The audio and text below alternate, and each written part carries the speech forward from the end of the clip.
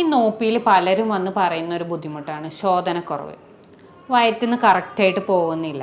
ചിലർ പറയും കട്ടിയിലാണ് പോകുന്നത്, ചിലർ പറയും ഇല്ല ആഴ്ചയിൽ 1-2 തവണയേ പോകുന്നുള്ളൂ. അത് ചിലർക്ക് അതൊരു സ്ഥിരം ആയി, അപ്പോൾ അവരത് മൈൻഡാക്കുന്നില്ല. നമ്മൾ എടുത്ത് ചോദിക്കുമ്പോഴാണ് ചിലർ പറയുന്നത് ആ ഡോക്ടറെ ഇതേപോലെ 1-2 തവണയേ പോകുന്നുള്ളൂ, ഇല്ല 2 ദിവസം കൂടുമ്പോഴാണ് പോകുന്നത്. അപ്പോൾ ചിലർ ഇതിനെക്കുറിച്ച് നല്ല അറിവും ഇതുള്ളവരാണ്. കാരണം അങ്ങനെ പോയാൽ അവർക്കൊരു സുഖം കിട്ടുന്നില്ല, പല രീതിയിലുള്ള ബുദ്ധിമുട്ടുകൾ വരുന്നുണ്ട്. ശോധന കുറഞ്ഞു കഴിഞ്ഞാൽ നമുക്ക് വയറിൻ്റെ ബുദ്ധിമുട്ടുകൾ മാത്രമല്ല വരുന്നത്. ചിലർക്ക് അത് കാരണം തലവേദന വരുന്നുണ്ട്, ചിലർ ക്ഷീണം ഉണ്ടാവുന്നുണ്ട്. ഇപ്പോൾ അടുത്താണ് ഒരു പേഷ്യൻ്റ് പറഞ്ഞത് അവർക്ക് നടുവേദന വരെ അത് കാരണം ഉണ്ട് എന്ന് അവർക്ക് തോന്നുന്നു. കാരണം എന്താ വെച്ചാൽ ഇത് പോകുന്ന ദിവസങ്ങളിൽ അവർക്ക് ബുദ്ധിമുട്ടുകളില്ല, പോവാത്ത ദിവസങ്ങളിലാണ് നമുക്ക് ബുദ്ധിമുട്ടുള്ളത്. അപ്പോൾ ആ രീതിയിൽ പല രീതിയിൽ വയറ്റിന്ന് പോവാൻ നമുക്ക് പല രീതിയിൽ ബുദ്ധിമുട്ടുകൾ ഉണ്ടാവുന്നുണ്ട്.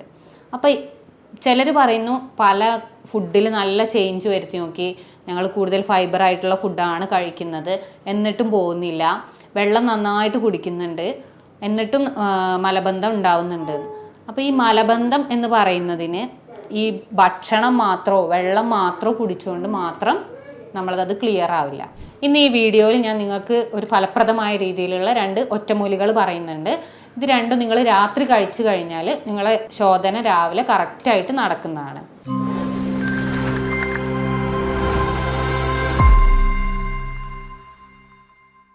അപ്പോൾ എന്താണ് മലബന്ധം? ഈ മലബന്ധം എന്ന് പറയുന്നത് ശരിക്കും നമ്മൾ ഒരു ദിവസം 1-2 തവണ ടോയ്ലറ്റ് പോകുന്നത് വളരെ നല്ലതാണ്. അത് കറക്റ്റായിട്ടെന്ന് പറയുന്നത് നല്ല കട്ടിയുള്ള രീതിയിലല്ല, നമ്മുടെ മലദ്വാരത്തിന് ബുദ്ധിമുട്ടോ വേദനയോ ഒന്നും ഇല്ലാത്ത രീതിയിൽ സുഗമമായ രീതിയിൽ പോകുന്നതിനെയാണ് നോർമൽ നമ്മൾ പറയുക. അപ്പോൾ അത് കട്ടിയിലുള്ളതാവുമ്പോൾ 2 ദിവസം കൂടുതൽ കഴിഞ്ഞതിന് ശേഷം പോവുക, ഈ ഒരു രീതിയിലൊക്കെ ആവുമ്പോഴാണ് മലബന്ധമായിട്ട് നമ്മൾ പറയുക. അപ്പോൾ ഇതിന് കാരണങ്ങൾ എന്തൊക്കെയാണ്? മെയിനായിട്ട് പറയുന്നത് വെള്ളം കുടിയുടെ കുറവ് തന്നെയാണ്. വെള്ളം കുടി കുറഞ്ഞു കഴിഞ്ഞാൽ ഇപ്പം നമ്മളെ ശരീരത്തിൽ എന്ന് പറഞ്ഞാൽ വെള്ളം എല്ലാ സ്ഥലങ്ങളിൽ നിന്നും ആഗിരണം ചെയ്തുകൊണ്ടിരിക്കുന്നുണ്ട്. അപ്പോൾ എന്താണ് മലബന്ധം എവിടെ നടക്കുന്നത് നമുക്ക് നോക്കാം. വൻകുടൽ, ആമാശയത്തിന് ശേഷം നമ്മൾ പറയും വൻകുടലുണ്ട്. അപ്പോൾ ഈ സ്ഥലത്ത് എന്ന് പറഞ്ഞാൽ അവിടെയുള്ള സെൽസും ഈ ന്യൂട്രിയൻസിനെ വലിച്ചെടുക്കുന്നതിൻ്റെ ഒപ്പം അവിടുന്ന് വെള്ളവും വലിച്ചെടുക്കും. അപ്പോൾ അവിടെ ഭക്ഷണം ദഹനം കഴിഞ്ഞതിന് ശേഷം എത്തിക്കഴിഞ്ഞാൽ അവിടുന്ന് വെള്ളം വലിച്ചെടുക്കുന്നുണ്ട്. അപ്പോൾ നമ്മുടെ ശരീരത്തിന് ആവശ്യമായ വെള്ളമാണ് അവിടെ വലിച്ചെടുക്കുന്നത്. അപ്പോൾ നമ്മൾ ശരീരത്തിന് ആവശ്യമായ രീതിയിൽ വെള്ളം ഉള്ളിലേക്ക് എടുത്തിട്ടില്ല എന്നുണ്ടെങ്കിൽ അവിടുത്തെ ആഗിരണം ചെയ്ത് കഴിഞ്ഞാൽ ബാക്കി വരുന്നത് വീണ്ടും നമ്മൾ കട്ടിയാവുകയാണ് ചെയ്യുന്നത്. അപ്പോൾ അത് മലദ്വാരത്തിലൂടെ പുറത്തു പോകാനുള്ള ബുദ്ധിമുട്ടുണ്ടാവും. അപ്പോൾ നമ്മൾ ശരീരത്തിലേക്ക് ആവശ്യത്തിൽ വെള്ളം ഉള്ളിലേക്ക് എടുക്കണം. പിന്നെ ഫൈബർ കുറഞ്ഞു കഴിഞ്ഞാൽ നാരുകൾ അടങ്ങിയ ഭക്ഷണം, അപ്പോൾ നാരുകൾ അടങ്ങിയ ഭക്ഷണങ്ങൾ കഴിക്കുമ്പോൾ ദഹനത്തിന് ശേഷം അത് ശരീരത്തിന് അവിടുന്ന് വെള്ളം വലിച്ചെടുക്കാനും ന്യൂട്രിയൻ വലിച്ചെടുക്കാനും സുഖമാണ്. പിന്നെ ആ രീതിയിൽ തന്നെ നാരുകൾ കൂടുതൽ അടങ്ങിക്കഴിഞ്ഞാൽ അവിടെയുള്ള മൂവ്മെൻറ്റും ക്ലിയർ ആയിട്ടുണ്ടാവും. അപ്പോൾ അവിടെയുള്ള മൂവ്മെൻറ്റിൽ ഉണ്ടാവുന്ന മാറ്റവും നമ്മുടെ ശരീരത്തിലെ മലബന്ധത്തിന് കാരണമാവും. നോർമലി ആ മൂവ്മെൻറ്റിനെ നമ്മൾ പറയാം പെരിസ്റ്റാൾട്ടിക് മൂവ്മെൻറ്റ് എന്നാണ്. അപ്പോൾ ആ മൂവ്മെൻറ്റ് കറക്റ്റായിട്ട് നടക്കണം. അപ്പോൾ മെയിനായിട്ട് അതിനെ സഹായിക്കുന്ന അവിടുത്തെ സെല്ലുകളാണ്. അപ്പോൾ ആ സെല്ലുകളുടെ ആരോഗ്യസ്ഥിതി നമ്മൾ നോക്കണം. ഇപ്പോൾ ഒരു ടെൻഷൻ അല്ലെങ്കിൽ മാനസിക പിരിമുറുക്കമുള്ള ഒരു വ്യക്തിക്ക് എന്ന് പറഞ്ഞാൽ ശരീരത്തിൽ സ്ട്രെസ് ഹോർമോൺ കൂടുതലായിട്ട് ഉൽപ്പാദിപ്പിക്കും. ആ സ്ട്രെസ് ഹോർമോൺ കൂടിക്കഴിഞ്ഞാൽ ഈ കോശങ്ങളിലേക്കുള്ള രക്തയോട്ടം, അതുപോലെ തന്നെ ചിലപ്പോൾ ആ കോശങ്ങളിലുള്ള ഇമ്പൾസുകൾ എന്ന് പറയുന്നത് നമ്മൾ അവിടെ കൊടുക്കുന്ന ഓരോ ആശയവിനിമയം എന്ന് പറയുന്ന പോലെ ശരീരത്തിലുള്ള മാറ്റങ്ങളെയാണ്. അപ്പം അതിൽ കൂടുതൽ ഇമ്പൾസ് കൊടുത്തു കഴിഞ്ഞാൽ അവിടുത്തെ മൂവ്മെൻറ്റ് കൂടും. അല്ല, സ്ട്രെസ്സ് കൂടുന്നതിനനുസരിച്ച് ആ ഇമ്പൾസ് കുറയുകയാണെന്നുണ്ടെങ്കിൽ ഈ കോർട്ടിസോളിൻ്റെ ഉൽപ്പാദനം കൂടുമ്പോൾ നമ്മൾ അവിടുത്തെ ഇമ്പൾസ് കുറയുകയാണെന്നുണ്ടെങ്കിൽ അത് മലബന്ധത്തിനും കാരണമാവും. അപ്പോൾ അത് 2 രീതിയിലും ബാധിക്കാം. മൂവ്മെൻറ്റ് കൂടിയാലും ബുദ്ധിമുട്ട് തന്നെയാണ്, കുറഞ്ഞാലും ബുദ്ധിമുട്ടാണ്. പിന്നെ നമ്മുടെ ശരീരത്തിൽ ടെൻഷൻ കൂടുമ്പോൾ നമ്മുടെ ടെൻഷനെയും ബ്രെയിനിനെയും അതുപോലെ തന്നെ വൻകുടലിനെയും കണക്ട് ചെയ്യുന്ന ഒരു ബ്രെയിൻ ഗട്ട് ആക്സിസ് എന്ന് പറയും. അതൊരു ബൈ ഡയറക്ഷണലാണ്, അങ്ങോട്ടും ഇങ്ങോട്ടും ഉള്ള ചാനലാണ്. അത് മെയിനായിട്ട് നിയന്ത്രിക്കുന്നത് വാഗസ് നെർവാണ്. അപ്പോൾ ആ നാഡിയിലുള്ള എന്ത് മാറ്റവും അവിടെ മാറ്റങ്ങൾ ഉണ്ടാവും. അപ്പോൾ ചിലപ്പോൾ കൂടുതലായിട്ടുള്ള മാറ്റങ്ങളാവാം, മൂവ്മെൻറ്റ് കൂടും, ആ പെരിസ്റ്റാൾട്ടിക് മൂവ്മെൻറ്റ് കൂടാം, വൻകുടലിൻ്റെ ചലനശേഷി കൂടും കുറയും ചെയ്യാം. അപ്പം അതിനനുസരിച്ചൊക്കെ ശരീരത്തിൽ മാറ്റം ഉണ്ടാവും. പിന്നെ മെയിനായിട്ട് പറയുന്ന ഒരു കാര്യമാണ് വിറ്റാമിൻ സിൻ്റെ ഡെഫിഷ്യൻസി. ഈ വിറ്റാമിൻ സി ശരീരത്തിൽ കുറഞ്ഞു കഴിഞ്ഞാൽ കൊളാജൻ എന്ന് പറയുന്നതിൻ്റെ പ്രൊഡക്ഷൻ കുറയും. ഇത് ഇൻറ്റസ്റ്റൈൻ്റെ വൻകുടലിൻ്റെ ഫങ്ഷനിങ്ങിന് മെയിനായിട്ട് വേണ്ട ഒരു സാധനമാണ് കൊളാജൻ. അപ്പോൾ ഈ കൊളാജൻ്റെ പ്രൊഡക്ഷൻ കുറഞ്ഞു കഴിഞ്ഞാൽ അതും മലബന്ധത്തിന് കാരണമാവും. അതേപോലെ തന്നെ വിറ്റാമിൻ സി കുറഞ്ഞു കഴിഞ്ഞാൽ വാട്ടർ ആഗിരണം ചെയ്യുന്നത് കൂടും. അത് കൂടിക്കഴിഞ്ഞാൽ നമ്മളെ മലത്തിൽ വെള്ളം കുറയുന്നതിനനുസരിച്ച് കട്ടിയാവുകയും അത് മലബന്ധത്തിലേക്ക് കാരണമാവുകയും ചെയ്യും. പിന്നെ മലബന്ധം എന്ന് പറഞ്ഞാൽ ഒരു ഒറ്റയ്ക്ക് മീൻസ് അതൊരു അസുഖം മാത്രമായിട്ട് നമ്മൾ കണക്കാക്കാൻ പാടില്ല. അതൊരു അസുഖത്തിൻ്റെ ഒരു ബൈ പ്രൊഡക്റ്റ് ആയിട്ടാണ് വരുന്നത്. അപ്പോൾ തൈറോയിഡിൻ്റെ പ്രവർത്തനം കുറഞ്ഞു കഴിഞ്ഞാൽ പ്രമേഹം ഉള്ളവർക്ക് ഈ ഒരു രീതിയിൽ ശരീരത്തിൽ എന്ത് മാറ്റങ്ങൾ ഉള്ളവർക്കും മലബന്ധം വരാം. പിന്നെ മെയിനായിട്ട് പറയുന്ന ഒരു റീസണാണ് നടുവേദന. നടുവേദന കാരണവും മലബന്ധം ഉണ്ടാവാം.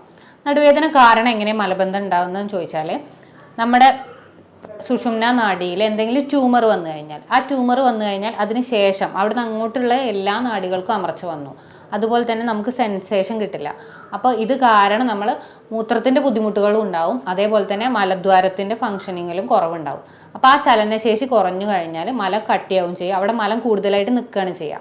അപ്പോൾ വീണ്ടും വെള്ളം വലിച്ചെടുക്കുമ്പോൾ അത് കട്ടിയായി പോവാതിരിക്കുകയും മലബന്ധം ഉണ്ടാവുകയും ചെയ്യും. അതുപോലെ തന്നെയാണ് കാൽഷ്യക്കുറവ്. കാൽഷ്യക്കുറവ് ഉണ്ടായി കഴിഞ്ഞാലും നമുക്ക് മലബന്ധം ഉണ്ടാവാം. പിന്നെ നമ്മൾ ശ്രദ്ധിക്കാത്തൊരു റീസണാണ് നമ്മൾ കറക്റ്റായിട്ട് സ്ഥിരമായിട്ട് ഒരേ ടൈമിൽ പോവുകയാണ്. അല്ല, അപ്പോൾ 2-3 ദിവസങ്ങളിൽ നമ്മൾ സമയം തെറ്റി ഒരു 5-6 മണിക്കൂർ ലേറ്റായി, മീൻസ് പോകണം എന്നുള്ള തോന്നൽ ഉണ്ടായിട്ട് നമ്മൾ പോയിട്ടില്ല എന്നുണ്ടെങ്കിൽ, അപ്പം അത് വൻകുടലിൽ അല്ലെങ്കിൽ മലദ്വാരത്തിൻ്റെ അവിടെ മലം എത്തിയിട്ടുണ്ട്, പക്ഷെ നമ്മൾ പോകുന്നില്ല എന്നുണ്ടെങ്കിൽ വീണ്ടും അവിടെ നിന്ന് വെള്ളം വലിച്ചെടുത്തുകൊണ്ടേയിരിക്കുകയാണ്. ശരീരം ആഗിരണശേഷി കുറയ്ക്കില്ല, എവിടെയാണോ ഉള്ളത് അവിടെ നിന്ന് വെള്ളം വലിച്ചെടുത്തുകൊണ്ടേയിരിക്കും. അപ്പോൾ ഇത് വീണ്ടും കട്ടിയാവുകയാണ് ചെയ്യുന്നത്. അപ്പോൾ അത് പോകാനും ബുദ്ധിമുട്ടുകൾ ഉണ്ടാവും. ആ പോയി കഴിഞ്ഞ വേദന, ബുദ്ധിമുട്ടുകൾ ആ രീതിയിൽ വരും. കാരണം അവിടെ ഫിഷർ വരാനും അതിൻ്റെ ഭാഗമായിട്ട് പല കോംപ്ലിക്കേഷൻസ് വരാനും കാരണമാവും. അപ്പോൾ ഈ ഒരു രീതിയിലാണ് മലബന്ധം ഉണ്ടാവുന്നത്. ഇനി ഇതെങ്ങനെ നമുക്ക് മെഡിസിൻസ് കൂടാതെ നിയന്ത്രിക്കാമെന്ന് ആദ്യം നോക്കാം.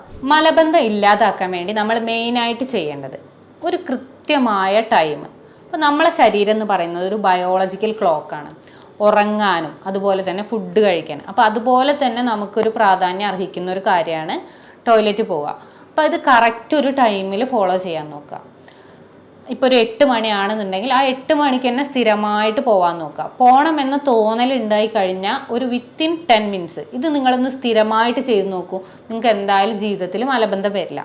കാരണം ആ ഒരു ടെൻഡൻസി വന്നു കഴിഞ്ഞാൽ വീണ്ടും നമ്മൾ പിടിച്ചു നിൽക്കുമ്പോൾ മാത്രമാണ് അവിടുന്ന് വെള്ളം വലിച്ചെടുക്കുമ്പോൾ ബുദ്ധിമുട്ടുണ്ടാകുന്നത്. അപ്പോൾ കറക്റ്റായിട്ട് ഒരു ടൈം ഫോളോ ചെയ്യാൻ നോക്കുക. പിന്നെ പറയുന്നത് നമ്മൾ വെള്ളം കുടിക്കുക. വെള്ളം ധാരാളമായിട്ട് കുടിക്കാൻ നോക്കുക. കാരണം ബോഡിക്ക് ആവശ്യമുള്ള വെള്ളം വേണം, അതുപോലെ തന്നെ മലം പോവാനുള്ള ആ ഒരു ലൂസനിങ്ങിനുള്ള വെള്ളവും ശരീരത്തിൽ വേണം.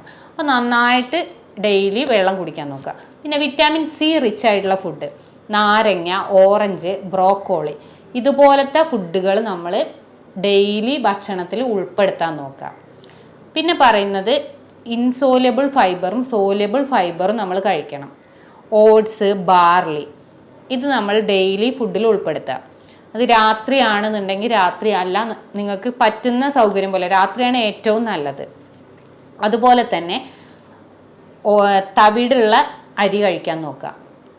സാധാ ചോറിന് പകരം നമ്മൾ തവിടുള്ള, ആ തവിടും ഒരു ലാക്സേറ്റീവ് പോലെ നമുക്ക് പ്രവർത്തിക്കും, ഈ മലം പോകുന്നതിനൊരു സഹായകരമാവും. അപ്പോൾ അതുകൊണ്ട് തവിടുള്ള അരി കഴിക്കാൻ നോക്കുക. അതുപോലെ തന്നെ ഗോതമ്പ് കൂടുതലായിട്ട് കഴിക്കാൻ നോക്കുക.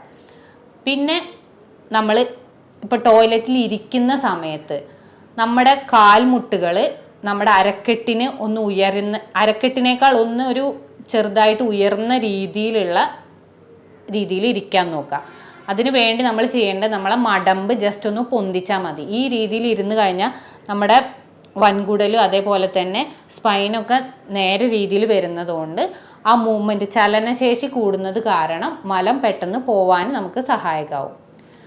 പിന്നെ നമ്മൾ ചെയ്യേണ്ട ഇത്രയും ചെയ്തിട്ടും നിങ്ങൾക്ക് ബുദ്ധിമുട്ടുകൾ ഉണ്ടെന്നുണ്ടെങ്കിൽ നമ്മൾ 2 ഒറ്റമൂലികൾ പറയുന്നുണ്ട്. ഇത് ഡെയിലി വൈകുന്നേരം മീൻസ് രാത്രി ഫുഡ് കഴിച്ചതിന് ശേഷം നിങ്ങൾ കഴിക്കുക. ആദ്യത്തേന്ന് പറയുന്നത് ഒരു കട്ടൻ കാപ്പി, നല്ല സ്ട്രോങ് ആയിട്ട് പഞ്ചസാര കംപ്ലീറ്റ് ഒഴിവാക്കിയതിന് ശേഷം സാധാ ഒരു ചുടുവെള്ളത്തിൽ കാപ്പിപ്പൊടി ഇട്ടിട്ട് ഒരു കട്ടൻ കാപ്പി ഉണ്ടാക്കുക. കട്ടൻ കാപ്പി ഉണ്ടാക്കിയതിന് ശേഷം അതിൽ 2 സ്പൂണ് ഒലീവ് ഓയിൽ, കൂടുതലായിട്ട് എടുക്കണ്ട, കാരണം അത് പിന്നീട് ചിലപ്പോൾ വയറിളക്കത്തിന് കാരണമാവും. അപ്പോൾ 2 സ്പൂൺ ഒലീവ് ഓയിൽ എടുക്കുക. എന്നിട്ട് അത് രാത്രി കഴിച്ചതിന് ശേഷം കിടക്കുക. രാവിലെ നിങ്ങൾക്ക് സുഗമമായ രീതിയിൽ മോശം പോവും. പിന്നെ വേറൊന്ന് പറയുന്നത്, സാധാ പാല് അല്ലെങ്കിൽ വെള്ളത്തിലും കുടിക്കുക. പാല് രാത്രി ഒരു ഗ്ലാസ് എടുത്തതിന് ശേഷം അതിൽ 1 സ്പൂൺ കാസ്റ്റർ ഓയിൽ. നോർമലി എല്ലാവർക്കും അറിയുന്നതാണ്. ആവണക്കിൻ്റെ എണ്ണ പഴയ ആൾക്കാരൊക്കെ സ്ഥിരമായിട്ടത് ഉപയോഗിക്കുന്നത് കണ്ടിട്ടുണ്ടാവും. പക്ഷേ ഇന്നത്തെ രീതിയിൽ നമുക്കത് എന്താണ് ഏതാണെന്ന് അറിയില്ല. അപ്പോൾ ആവണക്കിൻ്റെ എണ്ണ ഈ പാലിൽ ഒഴിച്ചതിന് ശേഷം ഡയറക്റ്റായിട്ട് കഴിക്കുക. കൂടുതലായിട്ട് കഴിക്കേണ്ട. ഈ ഒരു ഗ്ലാസ്സിൽ 1 സ്പൂൺ എന്ന രീതിയിൽ കഴിക്കുക. ഇത് സ്ഥിരമായിട്ട് ഒരാഴ്ച ചെയ്യുമ്പോൾ, ഒരു ദിവസം ചെയ്യുമ്പോൾ തന്നെ നിങ്ങൾക്ക് മാറ്റങ്ങൾ മനസ്സിലാവും. പിന്നെ അത് ഒരാഴ്ച കണ്ടിന്യൂ ചെയ്യുകയാണെന്നുണ്ടെങ്കിൽ നിങ്ങൾക്ക് മലബന്ധം കൺട്രോൾ ചെയ്ത് പോവാവുന്നതാണ്. പിന്നെ ഡെയിലി രാവിലെ എണീച്ച ശേഷം നിങ്ങളൊരു അധിക ചൂടിലല്ല, ഒരു മൈൽഡ് ചൂടിൽ ഇളം ചൂടുവെള്ളം 2 ഗ്ലാസ് ഡെയിലി എല്ലാവരും കുടിക്കാൻ നോക്കുക. അത് മലബന്ധത്തിന് മാത്രമല്ല, ശരീരത്തിലെ എല്ലാ ഉന്മേഷത്തിനും കോശങ്ങളുടെ വളർച്ചയ്ക്കും ഒക്കെ നല്ല രീതിയിൽ ഹെൽപ്പ് ചെയ്യും. അപ്പോൾ ഈ രീതിയിൽ നിങ്ങൾ എല്ലാവരും ഒന്ന് ചെയ്തു നോക്കൂ. നിങ്ങൾക്ക് മലബന്ധം പിന്നീട് ഉണ്ടാവില്ല. അപ്പോൾ ഇതുമായി ബന്ധപ്പെട്ട് എന്തെങ്കിലും സംശയം നിങ്ങൾക്ക് ഉണ്ടെന്നുണ്ടെങ്കിൽ നിങ്ങൾക്ക് ഈ കാണുന്ന നമ്പറിൽ കോൺടാക്റ്റ് ചെയ്യാവുന്നതാണ്. ഞാൻ ഡോക്ടർ ഗോപിക, ഡോക്ടർ ബാസിൽ സോമിയോ ഹോസ്പിറ്റൽ, പാണ്ടിക്കാട്, മലപ്പുറം ജില്ല.